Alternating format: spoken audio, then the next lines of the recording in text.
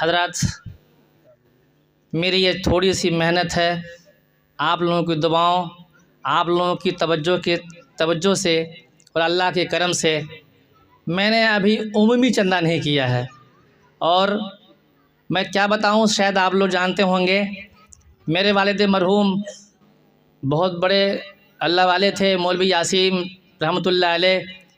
ان کی سوچ، ان کی فکر آج ہمیں یہاں تک پہنچائی ہے۔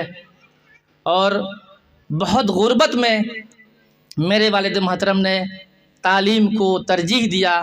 میرے متعلقین، میرے جھروا والے موجود ہیں، پتہ لگا لیجئے۔ اور علم پر ہمارے والد محترم نے ایسی توجہ دیا کہ مجھے فخر ہے الحمدللہ کہ الحمدللہ میں تینوں بھائی تعلیم کے میدان میں کسی نہ کسی حد تک کام کر رہے ہیں ہمارے لوگ۔ بہرحال علم ایک روشنی ہے، علم ایک روشنی ہے اور جہالت ایک اندھیرا ہے۔ اس لیے علم کے ذریعے سے آدمی اوپر اڑتا ہے، یہ ہماری سوچ ہے۔ اور یہ سارا مرکز جو ہے ہمارے والد مرحوم پر جاتا ہے۔ اللہ ان کی قبروں کو نور سے بھر دے۔ حضرات، میں آپ لوگوں کا بہت بہت شکریہ ادا کرتا ہوں کہ آپ نے ہماری ایک آواز پر لبیک کہا۔ اور دیکھیے، مجمع نہیں ہے یہ، پورا مدرگنج نہیں، جھروا نہیں، ارریہ نہیں، بہار نہیں، پورا ہندوستان یہاں بیٹھا ہوا ہے اور آپ کا ہم شکر گزار ہیں۔ اور یاد رکھیے، میں ایک بات بتا دیتا ہوں، میں بیٹیوں اور لڑکیوں کی تعلیم کو ترجیحی بنیاد پر میں مانتا ہوں۔ 2015 میں جب اپنی 2 بیٹیوں کو لکھنؤ لے کے جا رہا تھا تو ہماری سارے بہنیں آئی تھی، وہاں روک رہی تھی، تو مولوی پاگل ہو گیا کیا؟ بیٹی ماٹی کہیں پڑتی ہے لکھنؤ میں؟ ایسی بات، ایک تعجب نئی چیز تھی، لیکن میں نے پڑھایا۔ اور آپ سوچ ہی سکتے ہیں کہ اس عالمہ کا رشتہ کیسے گھر میں ہوا ہے، وہاں ہم نے سوچا بھی نہیں تھا۔ علم سے اونچائی آتی ہے، بلندی آتی ہے۔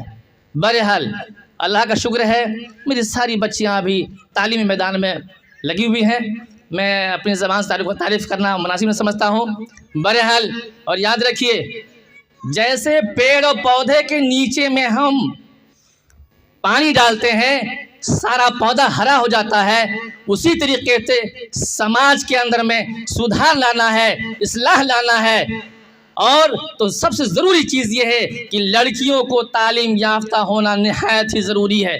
ایک مثال دیتا ہوں، مجھے ایک دعوت دی گئی ایک شادی کی تقریب میں، میں رات میں شرکت کیا، مولود بھی ہوا، میلاد بھی ہوا، اور پھر اس کے بعد مجھے دعوت دیا گیا دوپہر میں آئیے ولیمہ ہوگا۔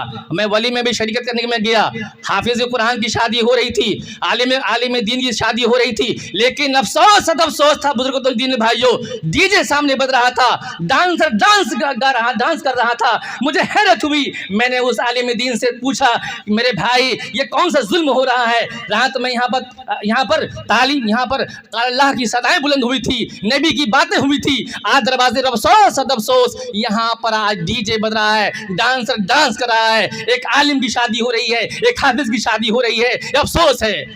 جواب آیا، حضرت معاف کر دیجیے گا، عورتیں نہیں مان رہی ہیں، عورتیں نہیں مان رہی ہیں۔ اس لیے بولو دوستو، ہم اپنے آپ کو سن لیجئے، چاہے جتنا دیندار بن جائیں گے، لیکن گھر میں دینداری نہیں ہوگی، یہ دین ہمارا چلا جائے گا کہاں؟ وہی ڈانس میں چلا جائے گا۔ یاد رکھیے، اور یاد رکھیے، ایک عورت 4 مردوں کو جہنم میں لے کے جائے گی۔